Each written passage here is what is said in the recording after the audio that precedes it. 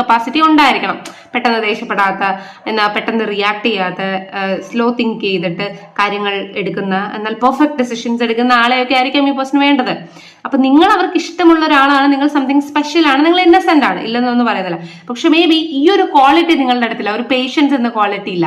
നിങ്ങൾ പെട്ടെന്ന് clinging effect ആവുന്ന ആൾക്കാരാണ്. അതായത് മനസ്സിൽ ഇപ്പൊ ഒത്തിരി കാര്യങ്ങൾ ഇട്ട് വിഷമിച്ച് കരഞ്ഞ്